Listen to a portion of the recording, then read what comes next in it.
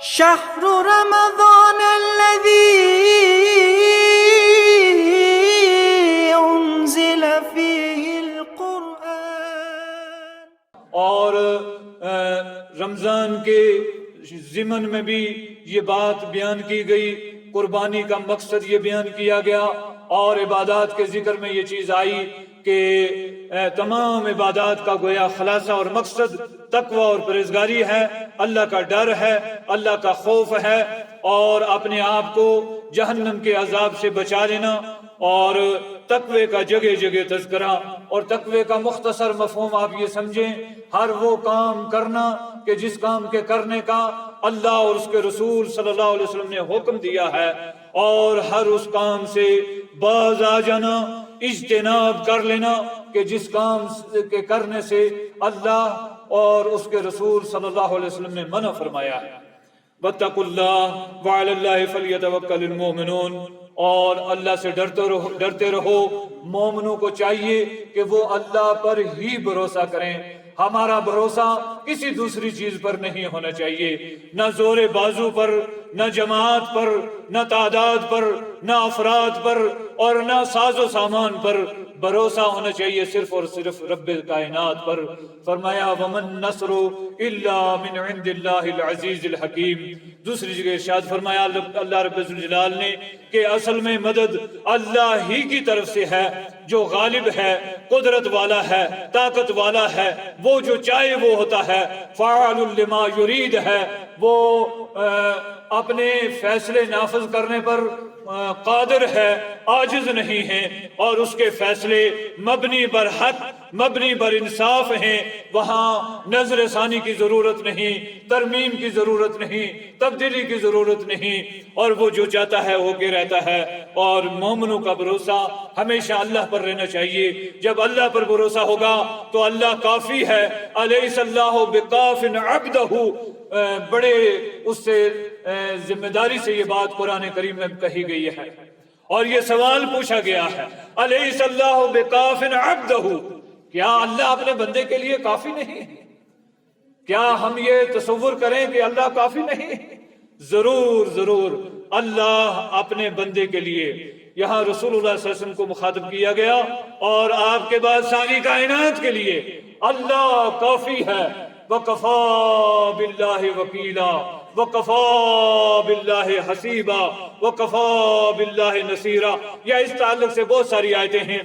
تو فرمایا اللہ پر مومنوں کو بھروسہ ہونا چاہیے، اور مومن اللہ پر ہی بھروسہ کرتے ہیں۔ وَلَقَدْ أَخَذَ اللَّهُ مِيثَاقَ بَنِي إِسْرَائِيلَ، گزشتہ آیات میں چونکہ اہل ایمان کو یہ تاکید کی گئی تھی کہ كُونُوا قَوَّامِينَ بِالْقِسْطِ شُهَدَاءَ لِلَّهِ، یہاں اہل کتاب کے ان چیزوں کا تذکرہ کیا گیا کہ جو ان کے ساتھ معاملات ہوئے۔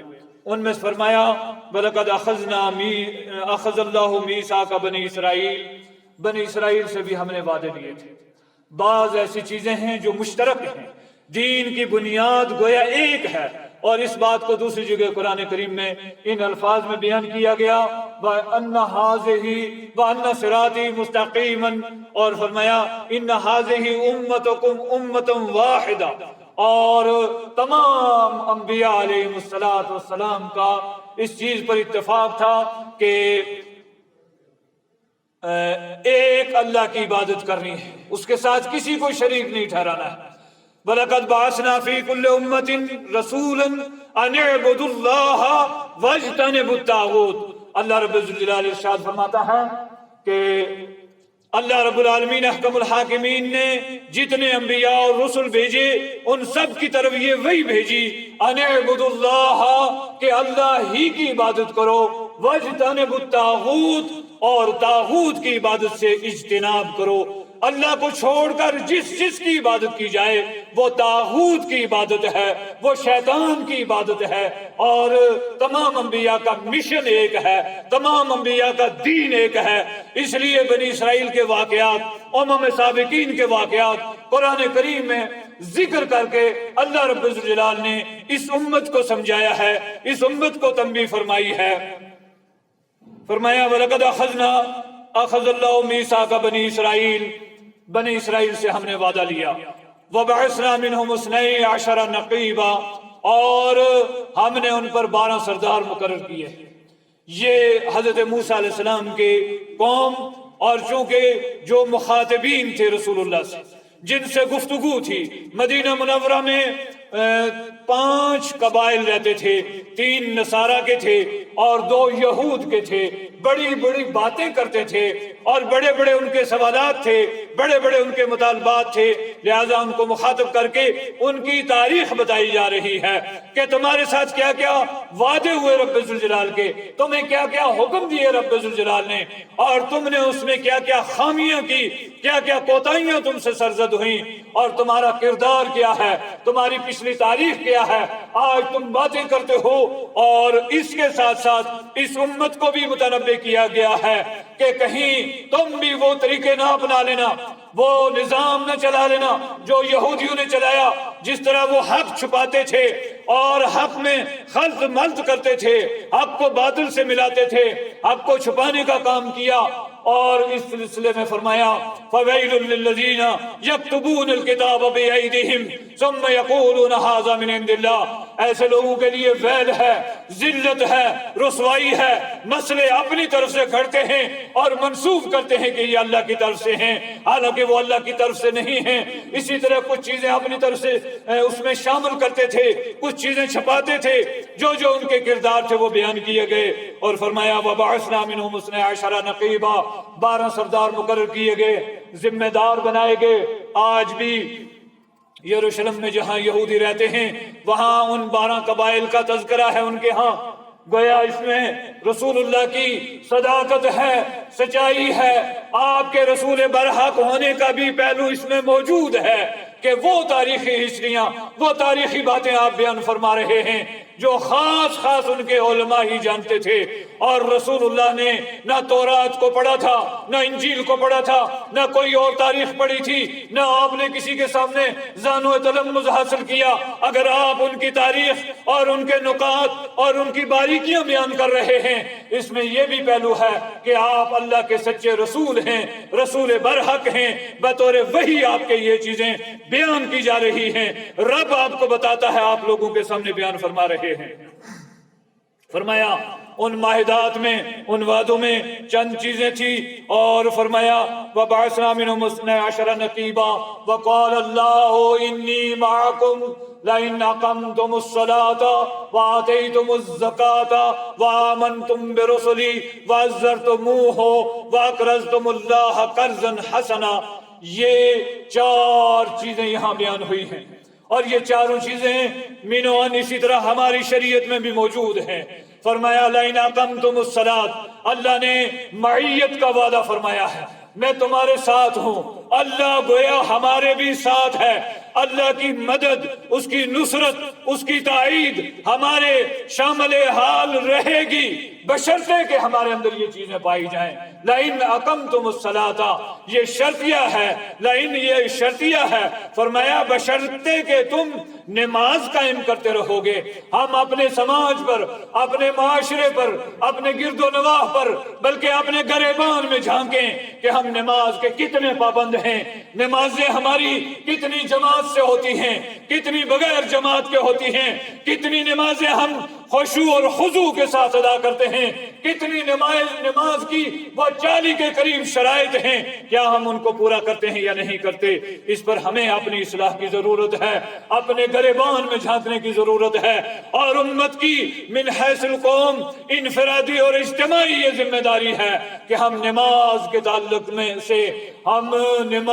تعلق سے نہایت سنجیدہ ہو جائیں۔ لَئِنْ أَقَمْتُمُ الصَّلَاةَ، اگر دنیا میں عزت چاہتے ہو، اگر دنیا میں امن چاہتے ہو، اگر عافیت چاہتے ہو، اگر سلامتی چاہتے ہو، نماز کی پابندی کرو۔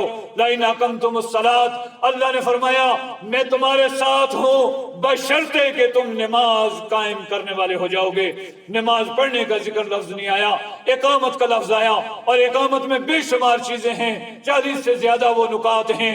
طہارت ہے، صفائی ستھرائی ہے، قبلہ رخ ہونا ہے، وقت پر نماز ادا کرنا ہے، جماعت کے ساتھ نماز ادا کرنا ہے، خشوع اور خضوع کے ساتھ نماز ادا کرنا ہے، یا اور جتنی شرائط ہیں وہ ساری کی سارے اس میں شامل ہیں، بشرطے چاہیے کہ تم نماز کے پابند رہو، وآتیتم الزکاۃ، اور زکوٰۃ ادا کرتے رہو۔ یہ دونوں چیزیں اقیموا الصلاۃ وآتوا الزکاۃ 80 مرتبہ سے زیادہ قرآن کریم میں ایک جگہ جمع کر کے رب نے فرمایا اقیموا الصلاۃ وآتوا الزکاۃ، نماز قائم کرو، زکوٰۃ ادا کرو۔ یہ ہمارے لیے بھی برابر اسی طرح حکم ہے جس طرح بنی اسرائیل کے لیے تھا۔ وآمنتم برسلی، اور میرے رسولوں پر ایمان لاؤ، رسولوں پر ایمان لاؤ۔ وآمنتم برسلی، رسولوں کو ماننا ہے، رسول پر مکمل یقین کرنا ہے۔ اس دن بات ہو رہی تھی ایک صاحب کی وفات پر، کوئی صاحب کہنے لگے کہ آج یہ فلاں بڑا دن ہے اور یہ فلاں دن ہے اور یہ فلاں دن ہے، اور وہ سیدھے جنت میں جا رہے ہیں۔ میں نے وہاں بھی عرض کیا، اور میں یہ کہنا چاہتا ہوں کہ پہلی شرط ہے کہ اللہ کو اللہ ماننا، رب کو رب ماننا، جس طرح کہ اس کے شایان شان ہیں، نہ اس کی ذات میں کسی کو شریک ٹھہرانا، نہ اس کی صفات میں، نہ اس کے حقوق میں کسی کو شریک ٹھہرانا، اور رسولوں کو مکمل طور پر رسول ماننا۔ ہزارہ مثالیں ہیں۔ میں نے ایک تذکرہ پچھلے کسی جمعے میں بھی کیا تھا کہ ہمارے سامنے رسول اللہ کا اسوہ حسنہ، بہترین اسوہ ہے کہ ہم افطار کریں تو آذان پر افطار ہونی چاہیے، ہم سحری ختم کریں تو افطار پر سحری ختم ہونی چاہیے۔ اگر ہم یہ دیکھتے ہیں کہ فلاں شہر والے نے کیا کہا ہے اور فلاں بستی والے نے کیا کہا ہے، فلاں ملا نے کیا کہا ہے، فلاں مولوی نے کیا کہا ہے، اور فلاں نسل والے نے کیا کہا ہے، پھر ہم نے رسول کو نہیں مانا، پھر ہم نے رسول کا وہ درجہ نہیں دیا جو دینے کا یہاں حکم ہوا ہے کہ وآمنتم برسلی، میرے رسولوں پر ایمان لانا ہے، وعزرتموہ، اور ان کی تعظیم کرنی ہے۔ یہ کون سی تعظیم ہو گئی رسول اللہ کی کہ زبان سے ہم نعرے لگاتے رہیں لیکن عملی طور پر ہم ایک سنت بھی رسول اللہ کی نہ اپنائیں، بلکہ سارے کام جناب رسول اللہ کی سنت کے اپوزٹ، برعکس، برخلاف اور ان کی مخالفت میں اور مقابلہ آرائی کر کے کریں، اور ہم دعوے کریں کہ ہم سنی ہیں، ایسے سنی نہیں ہوتے۔ فرمایا لَئِنْ أَقَمْتُمُ الصَّلَاةَ وَآتَيْتُمُ الزَّكَاةَ وَآمَنْتُمْ بِرُسُلِي وَعَزَّرْتُمُوهُمْ، آمنتم برسلی وعزرتموہم، یہ حکم انہیں بھی ہے، یہ حکم ہمیں بھی ہے۔ ہمیں رسولوں پر مکمل ایمان لانا ہے، رسولوں کی تعظیم کرنی ہے۔ رسول سے بڑا رب کی کائنات میں کوئی نہیں، رسول سے بڑا رب کی کائنات میں کوئی نہیں۔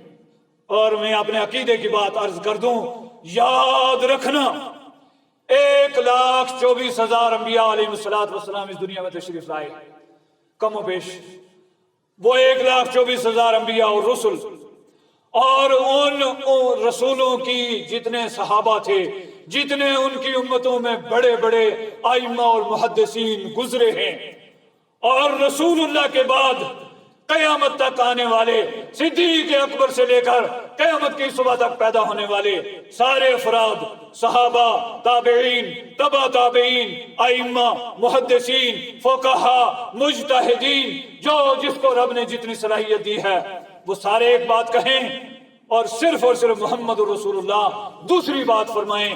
ایمان کا تقاضا یہ ہے، قرآن کا تقاضا یہ ہے، رب کا حکم یہ ہے کہ ان سب کی بات کی حیثیت نہیں ہے، محمد رسول اللہ کی بات کی حیثیت ہے، ہمیں اس پر ایمان لانا ہے۔ لَئِنْ أَقَمْتُمُ الصَّلَاةَ وَآتَيْتُمُ الزَّكَاةَ وَآمَنْتُمْ بِرُسُلِي وَعَزَّرْتُمُوهُ، تعظیم کرو رسول اللہ کی تعظیم، آپ کی سنتوں کو اپنا کر، آپ کی مکمل تابعداری کر کے، آپ کی مکمل پیروی کر کے، خوشیوں میں بھی، غمیوں میں بھی، عسر میں بھی، یسر میں بھی، یتیمے میں بھی، اور شاہانہ انداز میں بھی، ہر دور میں، حضر میں، سفر میں اور ہجرت میں بھی، عرش پر بھی، زمین پر بھی رسول اللہ کا نمونہ ہمارے لیے بہترین نمونہ عمل ہے، اور اس پر عمل پیرا ہونا ہے۔ وَعَزَّرْتُمُوهُ، اور دوسری جگہ قرآن کریم میں اللہ رب الجلال نے ارشاد فرمایا ہے وَتُعَزِّرُوهُ وَتُوَقِّرُوهُ، اس نبی کی عزت کرو، اس نبی کی توقیر کرو، اس نبی کے حکم کے سامنے، اس نبی کے فرمان کے سامنے کسی اور کے حکم اور فرمان کو ہرگز مت لایا کرو۔ اگر تم نے نبی کی حدیث ہوتے ہوئے، نبی کا فرمان ہوتے ہوئے یمین و شمال جھانکنے کی کوشش کی، تم اس پٹڑی سے اتر گئے، اس راستے سے، اس منہج سے ہٹ گئے۔ وَأَقْرَضْتُمُ اللَّهَ قَرْضًا حَسَنًا، اور اللہ کو قرض دینا ہے، قرض حسنہ۔ زکوٰۃ کے ذکر کے بعد چوتھی چیز جو یہاں بیان ہوئی یہ قرض حسنہ ہے، اور قرض حسنہ سے مراد نفلی خیرات ہے۔ ان تقرضوا اللہ قرضا حسنا یضاعفہ لکم ویغفر لکم، فرمایا اگر تم اللہ کو قرض دو گے، قرض حسنہ، وہ بڑھائے گا اس کو، اور دگنا چگنا اور 100 گنا 1000 گنا بڑھا کر تمہیں عطا فرمائے گا۔ یہ نفلی خیرات ہے۔ ہم بڑی باریکی سے، بڑی سنجیدگی سے اپنے گریبان میں جھانک کر اپنا محاسبہ ہر آدمی کو کرنا چاہیے کہ ہماری نمازیں مکمل ہونی چاہیے، نمازوں میں کوتاہی نہ ہو۔ اگر ہمارے اوپر زکوٰۃ واجب ہے تو زکوٰۃ ادا ہونی چاہیے، زکوٰۃ میں سے کچھ باقی نہیں بچنا چاہیے۔ اور اگلی بات یہ کہ جن پر زکوٰۃ فرض نہیں ہے وہ اس کیٹیگری میں آتے ہیں۔ وَأَقْرَضْتُمُ اللَّهَ قَرْضًا حَسَنًا، نفلی خیرات کرو۔ اور جو زکوٰۃ دے چکے، زکوٰۃ دینے کے بعد بھی اللہ کے راستے میں خیرات کرنا ہے، اللہ کے راستے میں خرچ کرنا ہے۔ ایک مسکین کو، ایک یتیم کو، ایک بیوہ کو اگر ہم اپنا معمول بنا لیں کہ روزانہ ایک یتیم کو کھانا کھلا دیا کریں گے، ایک حافظ قرآن کو کھانا کھلا دیا کریں گے، ایک بیوہ کو کھانا کھلا دیا کریں گے، ایک ٹوٹے ہوئے چپل والے کو چپل دلوا دیا کریں گے، اس بچے کو کہ جس کے پاس سکول کی فیس نہیں ہے اس کی سکول کی فیس ادا کر دیں گے، جس کے پاس کتابیں پنسلیں نہیں ہیں اس کو کتاب پنسل لے کر دے دیں گے۔ یہ سارا کا سارا اسی میں آتا ہے۔ وَأَقْرَضْتُمُ اللَّهَ قَرْضًا حَسَنًا، اللہ محتاج نہیں ہے۔ اسی پر یہودیوں نے یہ کہا تھا کہ اللہ نعوذ باللہ کنگال ہو گیا اور وہ ہم سے قرض مانگنے لگا۔ اللہ نے اس کا تذکرہ فرمایا لَقَدْ سَمِعَ اللَّهُ قَوْلَ الَّذِينَ قَالُوا إِنَّ اللَّهَ فَقِيرٌ وَنَحْنُ أَغْنِيَاءُ سَنَكْتُبُ مَا قَالُوا، فرمایا ہم نے وہ بات سنی ہے جنہوں نے یہ کہا ہے کہ اللہ غریب ہو گیا ہے، ہم سے قرض مانگتا ہے۔ کسی نے پنجابی میں بڑی پیاری بات کہی ہے، مال سارے دا تو مالک، مال والے بھی تیرے، کردائیں آزمائشاں اقرض اللہ، آنکھ کے کہ مال بھی اسی کا، ہم بھی اسی کی ملکیت ہیں، ہمارا ایک ایک سانس اس کی ملکیت ہے۔ جب تک وہ چاہے گا سانس آئیں گے، جب وہ چاہے سانس آنا بند ہو جاتے ہیں۔ نہ عمر کا تقاضا، نہ دولت کا تقاضا۔ ہمارے محلے سے پرسوں ہمارے ساتھی نائب تحصیلدار صاحب فوت ہو گئے۔ یہ کون تصور کر سکتا ہے؟ جوان آدمی ہیں اور صحت مند ہیں، تندرست ہیں، مال دولت بھی اللہ نے بے شمار دی ہے، عزت ہے، وقار ہے، صلاحیتیں ہیں، لیکن اٹھ گئے، اس طرح اٹھ گئے پتہ ہی نہیں چلا۔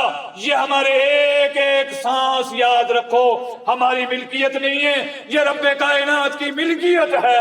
فرمایا ہماری ہر شے رب کی ہے، ہمارے مال اور دولت رب نے عطا کیے ہیں۔ فرمایا واللہ یقبض و یبسط، اللہ جسے چاہتا ہے اسے کشادہ دیتا ہے، جسے چاہتا ہے تنگ کرتا ہے، کم دیتا ہے۔ یہ مال بھی اسی کا ہے، اس لیے بڑی پیاری تعبیر فرمائی پنجابی میں، مال سارے دا تو مالک، مال والے بھی تیرے، کردہ ہیں آزمائشاں اقرض اللہ، آنکھ کے اللہ تعالی ہمارا امتحان لیتا ہے، آزمائش لیتا ہے۔ وَأَقْرَضْتُمُ اللَّهَ قَرْضًا حَسَنًا، اور تم اللہ کو قرض دو، قرض حسنہ۔ اس میں بہت ساری باتیں ہیں، قرض حسنہ وہ نہیں ہوگا کہ ہم نے 10 20 روپے 50 روپے 100 روپے دے دیے اور ہم چاہیں کہ جب تک مائک سے اعلان نہ ہو 1000 2000 آدمی کو پتہ نہ چلے جب تک ہمارا صدقہ لگنے والا نہیں. وہ تو وہ ہے کہ تصدق بصدقۃ فاخفاها حتى لا تعلم شماله ما تنفق يمينه. صدقہ کیا اتنا چھپا کر کیا کہ سیدھے ہاتھ سے دے دیا اور بائیں ہاتھ کو پتہ نہ چلا. اور حلال طیب سے دیا.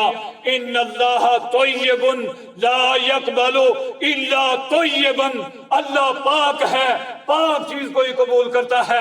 حرام کا مال، لوٹ گسوٹ کا مال، چوری اور ڈکیتی کا مال، رشوت اور سود کا مال اور سامان تجارت میں ملاوٹ کر کے، ناپ تول میں کمیاں کر کے یا اور کسی بھی اعتبار سے دھوکہ دھڑی سے حاصل کیا ہوا مال ہرگز اللہ کے ہاں قبول نہیں ہوتا.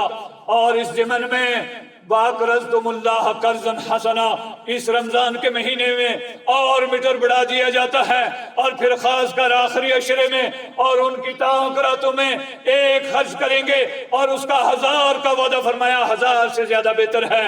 اور فرمایا ایک دینے والا ایسا ہے جس کو 1 کا 1 ملے گا، کوئی دینے والوں کو 1 کے 10 ملیں گے، 1 کے 70 ملیں گے، 1 کے 700 ملیں گے. اور آگے فرمایا وَاللَّهُ يُضَاعِفُ لِمَن يَشَاءُ اللہ اس سے بھی اضافی دیتا ہے جسے چاہتا ہے. تو فرمایا وَأَقْرَضْتُمُ اللَّهَ قَرْضًا حَسَنًا لَأُكَفِّرَنَّ عَنْكُمْ سَيِّئَاتِكُمْ وَلَأُدْخِلَنَّكُمْ جَنَّاتٍ تَجْرِي مِن تَحْتِهَا الْأَنْهَارُ. یہ 4 چیزیں کرو، یہ 4 کام کر لو. وعدہ کیا ہو رہا ہے؟ وعدہ یہ ہو رہا ہے اگر تم یہ کر لو گے تو پہلی بات یہ فرمائی لَأُكَفِّرَنَّ. یہ لام تاکید اور نون ثقیلہ، جس نون کے اوپر تشدید ہوتی ہے گرامر کے اعتبار سے نون ثقیلہ یعنی ڈبل تاکید. جس طرح ہم کہتے ہیں ضرور ضرور، کسی کام کی تاکید کے لیے ہم یہ یقین دہانی کے لیے ہم کہتے ہیں یہ کام ضرور ضرور ہوگا. اللہ فرماتا ہے لَأُكَفِّرَنَّ عَنْكُمْ سَيِّئَاتِكُمْ. اگر یہ 4 کام کرو گے میں ضرور ضرور تمہاری برائیاں تم سے دور کروں گا. سب سے بڑا بوجھ انسان کے اوپر جب انسان دنیا سے جاتا ہے وہ کون سا بوجھ ہے؟ وہ گناہوں کا بوجھ ہے، معصیتوں کا بوجھ ہے، نافرمانیوں کا بوجھ ہے. ہم حساب لگائیں اگر 10 گناہ ہمارے روزانہ ہمارے ریکارڈ میں بچتے رہیں، سال کے کتنے ہوئے اور 50 سال عمر ہے تو کتنے گناہ ہو گئے. یہ سب سے بڑا بوجھ ہوگا. ہزاروں کے حساب سے گناہ جمع ہوتے ہیں. ہم گناہ کرتے ہیں دن میں بھی، رات میں بھی، اور اعلانیہ بھی اور چھپ کر بھی. تو لہٰذا بڑی بات یہ ہے لَأُكَفِّرَنَّ عَنْكُمْ سَيِّئَاتِكُمْ. اللہ نے وعدہ فرمایا ضرور ضرور میں تمہاری برائیاں تم سے دور کروں گا، تمہارے گناہ تمہارے معاف کروں گا. وَلَأُدْخِلَنَّكُمْ اور یہاں بھی لام تاکید اور نون ثقیلہ ڈبل تاکید فرمائی. وعدہ فرمایا ضرور ضرور میں تمہیں جنت میں داخل کروں گا. وہ جنت تجری من تحتہا الانہار جس کے نیچے سے نہریں جاری ہیں. انہار سورہ محمد میں اٹھائیے دیکھیے انہار من ماء غیر آسن، پانی ہے جو کبھی خراب ہونے والا نہیں ہے. وانہار من خمر شراب طہور کی نہریں ہیں اور شہد خالص کی نہریں ہیں.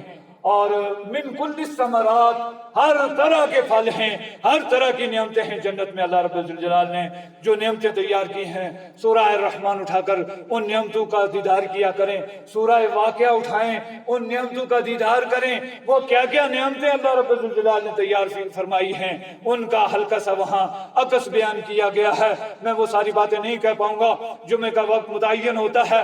فرمایا لَأُكَفِّرَنَّ عَنْكُمْ سَيِّئَاتِكُمْ وَلَأُدْخِلَنَّكُمْ جنات تجری من تحتہا الانہار فمن کفر بعد ذالک، اور جو اس کے بعد انکار کرے گا فقد ضل سواء السبیل. نہ اللہ کا کچھ بگاڑ سکتا ہے نہ رسولوں کا کچھ بگاڑ سکتا ہے.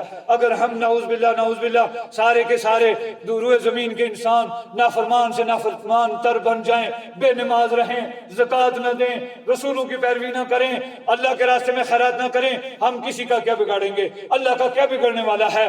رسولوں کا کیا بگڑنے والا ہے؟ نہ اللہ کا کچھ بگڑنے بگڑنے والا نہ رسولوں کا کچھ بگڑنے والا، نقصان اپنا ہے۔ فرمایا فمن کفر بعد ذلک، جو اس کے بعد کفر کرے گا، انکار کرے گا، اعراض کرے گا، فقط ضل سواء السبیل، تو وہ سیدھے راستے سے بھٹک گیا۔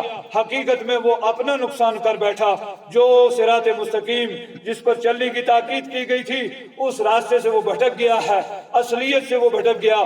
لہذا یہ چار چیزیں خصوصیت سے بنی اسرائیل کے ضمن میں بیان کی گئیں، اور یہ چاروں چیزیں ہمیں بھی اسی طرح مینو عام کرنی ہیں، ان پر عمل پیرا ہونا ہے۔